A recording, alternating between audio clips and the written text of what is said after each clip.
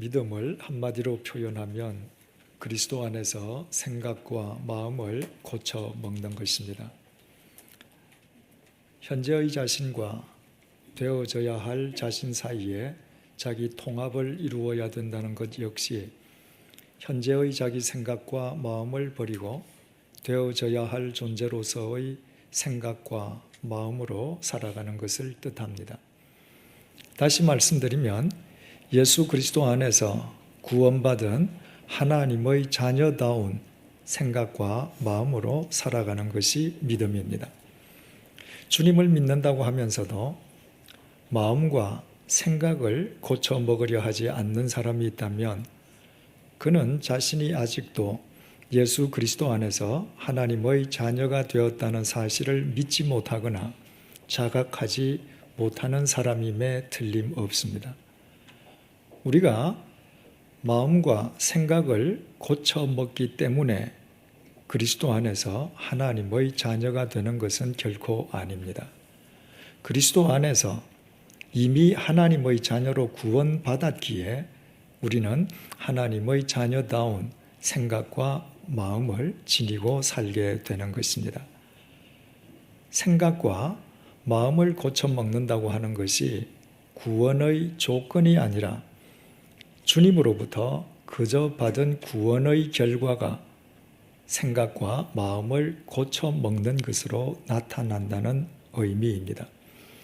중요한 것은 한 그리스도인이 그리스도 안에서 생각과 마음을 고쳐 먹는 것은 그 자신의 일로만 끝나지 않고 바로 그 사람으로 인해서 이 사회의 병든 한 부분이 고쳐지게 된다는 사실입니다. 그리스도 안에서 생각과 마음을 고쳐먹은 사람을 통해서 주님께서 이 시대의 병든 부분을 친히 치유해 가시기 때문입니다. 본문 9장 43절을 보시겠습니다. 베드로가 요빠에 여러 날 있어 시몬이라 하는 무두장이의 집에서 머무니라. 베드로는 요빠에서 기도로 죽었던 다비다를 살려내었습니다. 그렇다면 요빠에 있는 그리스도인 가운데에 그 위대한 능력을 지닌 사도 베드로를 자기 집에 모시고 싶어 하는 사람들이 얼마나 많았겠습니까? 하지만 베드로는 모든 사람의 청을 다 마다하고 굳이 무두장이의 집을 자신의 유숙지로 선택하고 그 무두장이의 집에서 여러 날을 지냈습니다.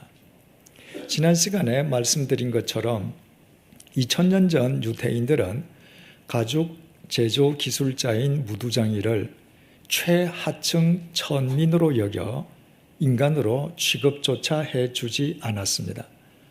무두장이는 가죽을 얻기 위해서 밤낮으로 죽은 동물의 부정한 시체를 만지는 사람이기에 무두장이 자체가 부정한 사람이요. 그가 부정함으로 그의 손이 닿는 모든 물건도 부정해지기에 무두장이와 관계를 맺는다는 것은 곧 자기 자신이 부정해지는 것을 의미했습니다. 그래서 본문 10장 6절은 무두장이 시몬의 집이 해변가에 있었다고 밝혀주고 있습니다. 무두장이 시몬은 어부가 아니었습니다.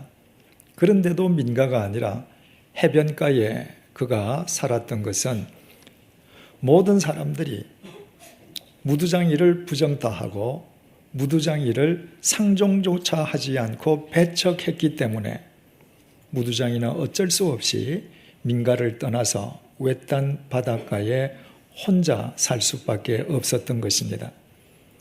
희한한 것은 이처럼 무두장이를 부정타고 간주하고 부정한 무두장이의 손이 닿는 모든 물건이 부정해진다고 믿어 의심치 않던 유대인들이 그 부정한 무두장이가 부정한 손으로 만든 가죽 제품만은 부정하지 않다고 믿었다는 것입니다.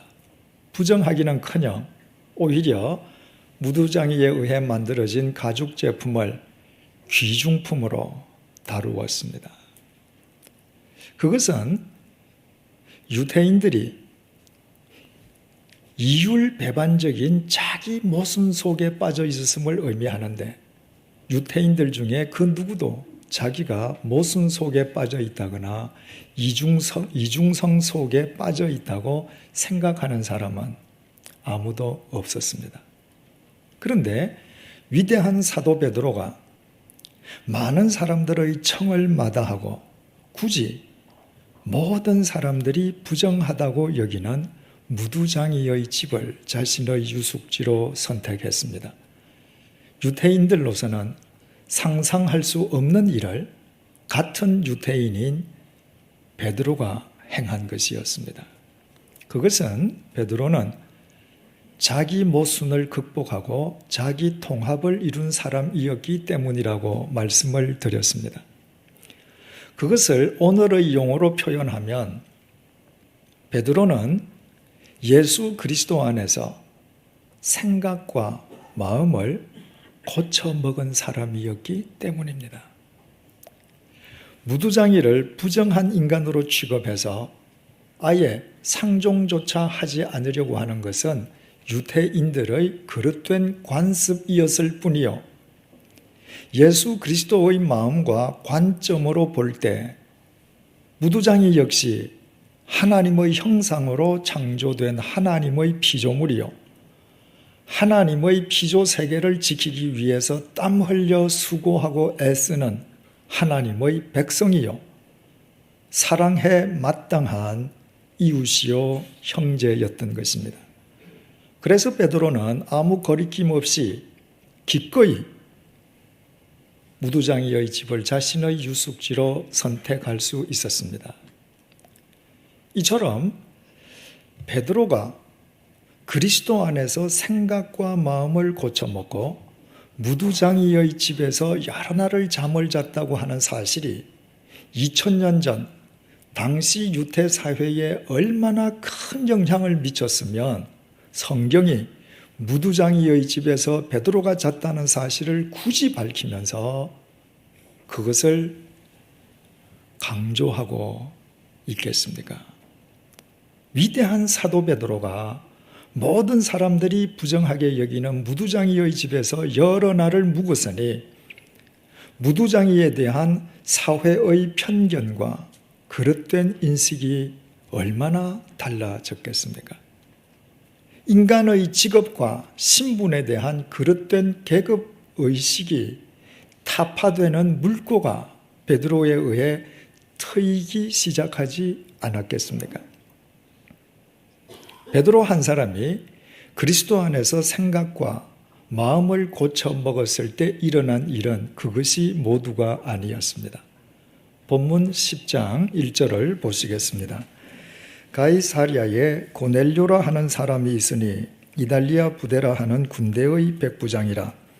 사도행전 10장은 주님의 섭리 속에서 요빠에 있던 베드로가 가이사랴로 가서 그곳 백부장 고넬료에게 복음을 전하는 내용입니다. 무두장이가 유대인들로부터 부정한 존재로, 인간 이하의 존재로 취급당하긴 했지만, 그러나 무두장이는 혈통적으로는 그 역시 자랑스러운 유대인이었습니다. 하지만 고넬료는 이방인이었습니다. 전통적인 유대인들은 이방인을 신앙적으로 짐승처럼 취급했습니다. 그런데 유대인인 베드로가 이방인인 고넬료를 찾아가서 복음을 전하기까지 했던 것입니다. 이제 앞으로 우리가 계속 살펴보겠습니다만은 베드로 한 사람이 그리스도 안에서 생각과 마음을 고쳐 먹은 것은 자신과 같은 유대인 세계뿐만 아니라 유대인 세계를 뛰어넘어 이방인 세계에까지 지대한 영향을 미쳤던 것입니다. 한 사람의 생각과 마음이 그리스도 안에서 바뀌어질 때 그 결과가 얼마나 엄청나게 되는지를 우리에게 보여주는 좋은 예가 아닐 수 없습니다. 이것은 비단 성경 속에 국한된 이야기가 아닙니다. 언제 어디서나 어느 시대 어느 곳에서나 한 인간이 그리스도 안에서 그리스도 때문에 생각과 마음을 고쳐먹기만 하면 그 한 사람으로 인해 그 시대의 병든 부분이 치유되었다고 하는 것이 2000년 교회 역사가 우리에게 생생하게 증명해주고 있는 내용들입니다. 우리나라라고 해서 예외였던 것은 아닙니다. 이곳 양화진에 묻혀있는 선교사님들 가운데에 제가 개인적으로 가장 존경하는 사무엘 포맨 무어 선교사님이 있습니다. 1892년 32세의 나이에 조선 땅에 첫 발을 내디뎠던 무어 선교사님은 현재 소공동 롯데호텔 자리인 당시 곤당골에 곤당골 교회를 세우고 그 교회 안에 예수학당을 설립해서 조선인의 교육에도 힘을 기울였습니다. 예수학당에 나오는 학생 가운데에 봉줄이라는 이름으로 불리는 소년이 한 명 있었습니다. 그 봉줄이는 백정 박씨의 아들이었습니다. 당시 조선 땅에서 인간 이하로 취급되던 백정에게는 성만 있을 뿐 이름이 없었습니다. 어느 날 무어 선교사는 봉주리로부터 자기 아버지가 장티푸스에 걸려서 죽게 되었다는 소식을 접합니다. 그 즉시 무어 선교사는 사람들이 인간으로 취급하지 않는 백정을 문병했습니다. 그리고 이 땅에서 수고하던 에비선 선교사님을 백정 박씨에게 데리고 가서 백정을 치료하게 해주었습니다. 후에 세브란스 의과 대학을 설립한 에비슨 선교사는 당시 고종 황제의 주치의였습니다. 에비슨 선교사의 수차례에 걸친 왕진 끝에 백정이 죽음에서 살아나게 됩니다. 백정 박씨는 외국인 선교사 무어 선교사님, 그리고 고종 황제의 주치의인 에비선 선교사님까지 인간 취급받지 못하는 자기를 찾아와서 문병해주고 치료해준 것이 감사해서 인사차 곤당골 교회에 나갑니다. 무어 선교사님이 백정 박씨를 환대했으면 두말할 나위도 없습니다. 박성춘은 백정 박씨는 그 교회에서 박성춘이란 이름도 선교사님으로부터 얻었고 선교사님으로부터 세례를 받아 세례 교인이 되었습니다. 그런데 그때부터 백정 박성춘 때문에 곤당골 교회에 문제가 터지기 시작했습니다. 양반 교인들이 백정과 함께 예배를 드릴 수 없다는 것이었습니다.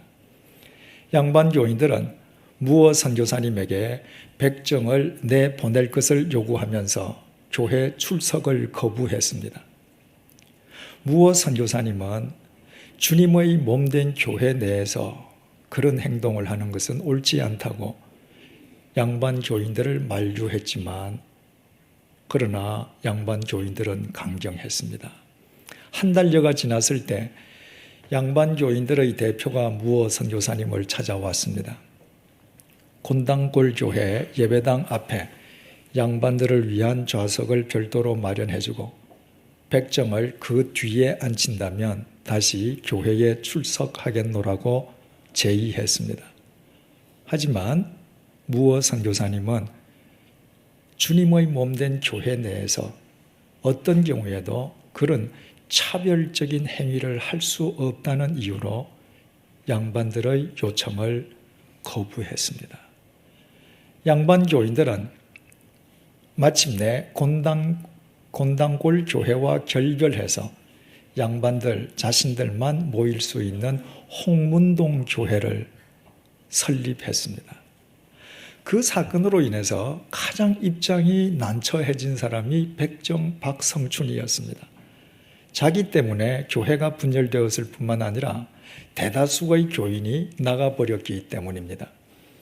백정 박성춘은 빈자리를 메우기 위해서 무어 선교사님의 도움 속에서 서울 시내에 있는 백정은 말할 것도 없고 수원에 있는 백정들에게까지 찾아가서 백정을 사람 대접해 주는 데가 있으니 그 교회에 나오라고 전도를 했습니다. 그 이후에 곤당골 교회에서 떨어져 나갔던 양반교회, 홍문동 교회 교인들이 자신들의 잘못을 뉘우쳤습니다. 그들이 회개한 뒤에 다시 무어 선교사님에게로 되돌아오게 되었습니다.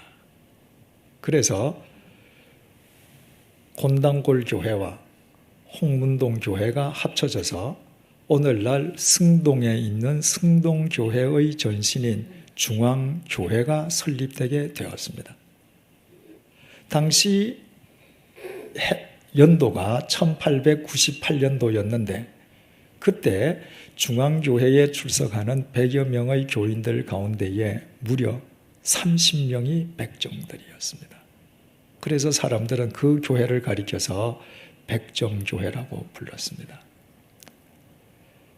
몇 해 후에 백정 박성춘이 그 교회 장로가 되었습니다.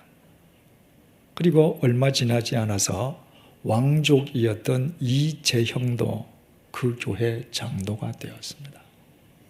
왕족과 양반과 백정이 명실공히 예수 그리스도의 한 지체를 이루는 진정한 보편적인 교회를 이루었던 것입니다. 그것은 오직 차별 없는 복음만을 믿었던 예수 그리스도가 인간을 차별하지 않는다는 신념을 지녔던 무어 선교사의 덕분이었음은 두말할 나위가 없었습니다. 그 후에 백정 박성춘은 무어 선교사의 후원과 지도하에 백정 해방을 위해서 조선 정부에 수차례 탄원서를 올립니다. 그리고 마침내 이 땅의 백정들은 해방의 감격을 맛보게 됩니다. 백정 역시 국민의 한 사람의 자격을 얻어서 국민의 한 사람으로 민족에 자신의 이름을 올릴 수 있게 되었고 양반처럼 망건과 갓을 쓸 수 있게 되었고 법률적으로 다른 모든 국민과 동등한 대우를 받게 된 것이었습니다. 그것은 110년 전 조선 땅에서는 상상도 할 수 없었던 가히 혁명적인 일이었습니다. 무어 선교사 한 분이 생각과 마음을 고쳐먹은 엄청난 결과였습니다. 그러므로 마르다 헌틀리 여사가 자신의 저서 한국 개신교 선교 역사에서 무어 선교사에 의한 조선의 백정의 해방을 세계를 뒤집어 놓은 사건이라고 명명하면서 링컨 대통령의 노예 해방 선언을 얻은 미국 흑인들의 기쁨은 한국 백정들의 기쁨보다 결코 더 크지 않았다라고 기술한 것은 결코 과장된 표현이 아니었습니다. 이처럼 남녀노소, 빈부귀천을 막론하고 차별 없는 복음을 증거했던 무어 선교사님은 1906년 장티푸스에 걸려서 46세를 일기로 운명하고 양화진 동산에 묻히게 됩니다. 무어 선교사님이 조선 땅에 첫 발을 내디딘 지 14년 만의 일이었습니다. 14년이라는 세월은 결코 긴 세월이 아닙니다. 어떻게 보면 지극히 짧은 세월일 수 있습니다. 하지만 그리스도 안에서 한 인간이 생각과 마음을 고쳐 먹었을 때 그 한 인간으로 인해 한 사회의 병든 부분이 새로워지는데 14년은 충분히 긴 세월이었습니다. 바로 주님께서 역사하시기 때문입니다. 무어 선교사는 조선 땅에서 태어난 조선인이 아니었습니다. 그는 조선 땅과는 지구 반대편에 위치한 미국에서 태어난 미국인이었습니다. 미국인 무어 선교사에게 조선은 이방 땅이요, 조선인은 자신과는 아무 상관없는 이방인에 지나지 않았습니다. 그러나 한 미국인이 예수 그리스도 안에서 생각과 마음을 고쳐 먹었을 때 그 미국인 한 사람으로 인해서 수백 년 동안 이 땅에서 인간 취급조차 받지 못하던 백정들이 해방되는 출애굽의 대역사가 일어났습니다. 그 대역사는 백정 세계에만 국한된 변화가 아니었습니다. 봉줄이라고 불리던 백정 박성춘의 아들 역시 박서영이란 어엿한 이름을 얻은 뒤에 세브란스 의과대학 전신인 재중원 의학원 1회 졸업생이 되어서 그 후에 10년 동안 에비슨 선교사와 함께 의대 교수로 재직했습니다. 백정이 인간이 아니기 때문에 인간이 아닌 백정의 아들도 인간일 수 없었습니다. 그런데 인간일 수 없는 백정의 아들이 교수가 되어 당시 조선사회 최고 지도자 반열에 오른 것이었습니다. 그렇다면 바로 무어에 의한 그 백정 해방이 당시 조선사회와 조선인의 의식에 얼마나 지대한 영향을 미쳤을 것인지는 능히 짐작하고도 남습니다. 무어 선교사님의 무덤은 양화진 동산묘역 A구역에 자리 잡고 있습니다. 6.25 동란 당시에 총탄을 맞아서 일부 훼손된 무어 선교사님의 비석에는 예수 그리스도의 충복이라는 글귀가 새겨져 있습니다. 무어 선교사는 단순한 그리스도인 예수 그리스도의 종이 아니었습니다. 그분은 예수 그리스도의 충복이었습니다.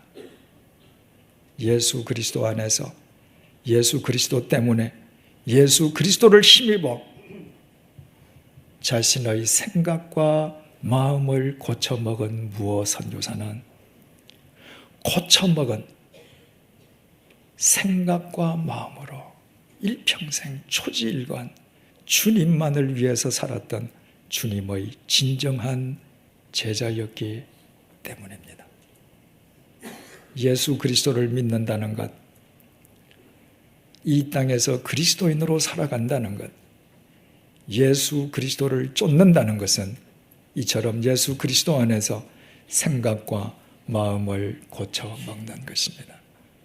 누구든지 그리스도 안에서 생각과 마음을 고쳐 먹기만 하면 그의 직업, 연령, 신분, 학력, 경력, 국적, 재산의 정도에 상관없이 그는 예수 그리스도의 충복이 될 수 있습니다. 예수님께서 그를 당신의 도구로 삼으시고 한 시대의 병든 부분을 친히 치유하시기 때문입니다. 그러나 인간은 얼마나 이기적이고 자기중심적인 존재입니까? 그 이기적이고 자기중심적인 인간의 생각과 마음을 고쳐먹는다는 것은 말처럼 쉽지 않습니다. 오히려 그것은 불가능하다고 말해도 과언은 아닐 것입니다. 그런데 2000년 전 베드로는 어떻게 생각과 마음을 고쳐먹음으로 당시의 무두장이를 해방하는 주님의 참된 제자가 될 수 있었겠습니까? 그로부터 2000년이 흐른 뒤 미국인 무원은 또 어떻게 자신의 생각과 마음을 고쳐먹음으로 지구 반대편 조선 땅의 백정을 해방시키는 주님의 참된 제자가 될 수 있었겠습니까? 우리는 그 해답을 오늘의 본문 속에서 찾을 수 있습니다. 이미 말씀드린 것처럼 사도행전 10장은 요빠에 있던 베드로가 주님의 섭리 속에서 가이사랴에 있는 고넬료를 찾아가서 복음을 전하는 내용입니다. 가이사랴는 요빠 북쪽에 위치해 있는 도시입니다. 따라서 우리는 이때 베드로가 이미 요빠에 있었기 때문에 바로 위에 있는 도시 가이사랴를 찾아가서 고넬료에게 복음을 전할 수 있었음을 알게 됩니다. 대체 베드로가 이때 어떻게 요빠에 체류할 수 있었습니까? 요빠의 다비다가 죽었을 때 요빠의 그리스도인들이 사도 베드로가 인근 도시 루다에 와 있으면서 중풍병자 에니야를 고쳐주었다는 소문을 듣고 베드로를 요빠로 청해 왔기 때문입니다. 본래 베드로는 히브리파 유태인이지 않습니까? 그래서 히브리파 유태인의 한계를 극복하지 못한 채 예루살렘을 넘어갈 생각이나 엄두도 내지 못하던 사람 아닙니까? 그런데 어떻게 베드로가 예루살렘을 넘어서 루다까지 갈 수 있었겠습니까?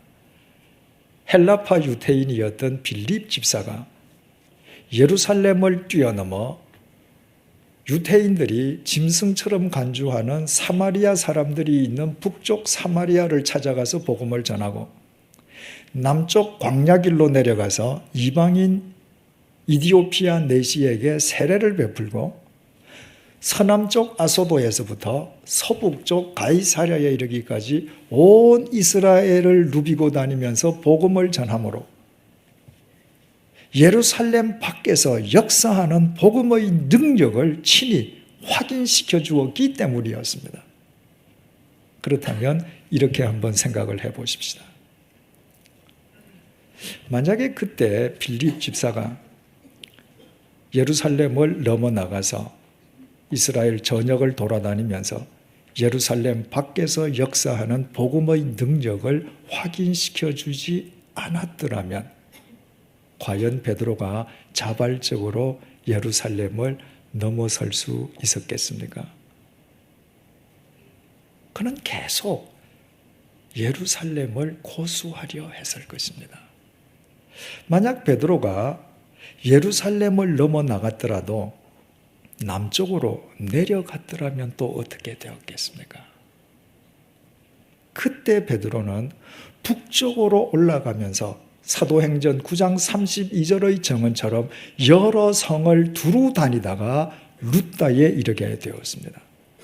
루다에 갔기 때문에 요빠에 갈 수 있었고 요빠에서 체류했기 때문에 가이사랴까지 올라가서 고넬료에게 복음을 전할 수 있었습니다. 그렇다면 이것을 고넬료의 관점에서 생각을 해 보십시다. 얼마나 신비스러운 주님의 섭리입니까? 빌립과 베드로의 행보 가운데에서 단 한 과정만 어긋났더라도 북쪽 가이사랴에 앉아있는 고넬료는 베드로로부터 복음을 전해받지 못했을 것입니다. 주님께서는 북쪽 가이사랴에 앉아있는 고넬료를 위해서 고넬료가 주님을 알기도 전에 주님께서 먼저 빌립과 베드로를 통해 치밀하게 역사하심으로 주님께서 작정했던 정확한 시기에 마치 핀셋으로 집어내듯 고넬료를 한치의 오차도 없이 구원해내셨습니다. 고넬료가 나중에 뒤늦게 이 사실을 깨닫게 되었을 때 고넬료가 예수 그리스도 안에서 생각과 마음을 고쳐먹고 주님을 쫓아 살지 않았겠습니까? 그 고넬료를 위한 도구로 쓰임받았던 베드로는 또 어떠했습니까? 베드로는 본래 무식한 갈릴리의 어부지 않습니까? 그 무식한 갈릴리의 어부가 주님의 은혜로 주님의 제자로 부르심을 입은 뒤에도 실수 연발이었지 않습니까? 이 땅을 떠나 승천하시는 예수님께서 분명히 예루살렘을 넘어 유다와 사마리아를 거쳐 땅끝까지 이르러 주님의 증인이 될 것을 명령하셨음에도 히브리파 유대인이었던 사도 베드로는 오직 예루살렘만을 고수하고 있지 않았습니까? 그때 주님께서는 빌립을 통해서 예루살렘 밖에서도 역사하시는 복음의 능력을 베드로로 하여금 확인케 해주심으로 베드로가 예루살렘을 넘어설 수 있게 해주셨고 그 이후에 베드로가 가는 곳마다 생명의 역사가 일어나게 해주셨습니다. 그렇다면 자기 삶 속에서 역사하시는 그 주님의 능력을 자기 삶으로 체험한 베드로 역시 예수 그리스도 안에서 예수 그리스도를 위해 날마다 생각과 마음을 고쳐 먹으면서 살지 않았겠습니까? 주님을 믿는다면서도 주님의 말씀과 능력보다 자기 자신을 더 믿는 사람은 절대로 자기 생각과 마음을 고쳐 먹을 수 없습니다. 그 사람에게는 자기 생각과 마음보다 더 확실한 것이 이 세상에 있을 수 없기 때문입니다.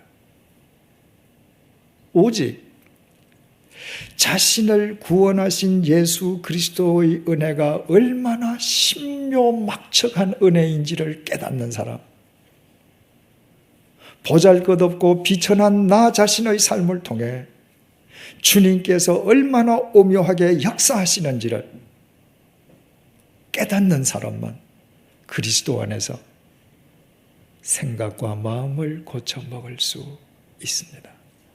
그 사람은 예수 그리스도의 신묘막측한 은혜와 섭리 앞에서 인간의 생각과 마음이란 한낱 물거품에 지나지 않음을 누구보다도 잘 알기 때문입니다. 사랑하는 교우 여러분, 갈릴리의 무식한 어부를 위대한 사도 베드로로 부르셨던 예수 그리스도께서 당신의 신묘막측한 은혜로 우리의 삶 속에서 치밀하게 역사해 주셨기에 오늘 우리가 이런 그리스도인의 모습으로 이 자리에 앉아 있을 수 있게 되었음을 믿으십니까? 우리 삶 속에서 역사하셨던 그 수없이 많은 일들 가운데에 단 한 과정만 어긋났더라도 우리가 이 자리에 있을 수는 없었다는 사실을 믿으십니까? 그렇다면 우리 모두 예수 그리스도 안에서 생각과 마음을 고쳐 먹으십시다. 예수 그리스도를 믿는다는 것, 예수 그리스도를 쫓아 산다는 것, 하나님의 자녀로 살아간다는 것은 언제 어디서나 어떤 상황 속에서나 우리의 생각과 마음을 고쳐먹고 고쳐먹은 생각과 마음으로 일관하는 것임을 잊지 마십시다.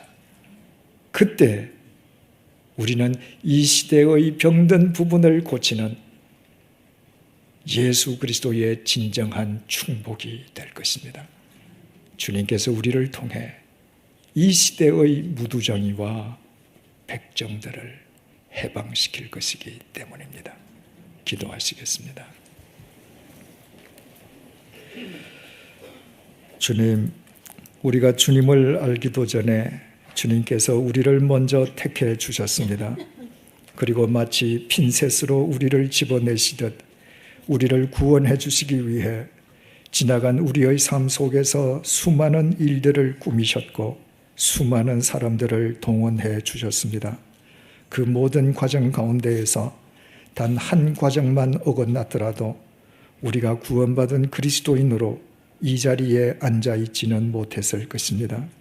그래서 우리 자신이 그리스도인 되었음이 기적 중의 기적임을 깨달으며 우리 모두 사도 바울처럼 고백하지 않을 수 없습니다. 하나님의 부유하심은 어찌 그리 크십니까? 하나님의 지혜와 지식은 어찌 그리 깊고 깊으십니까?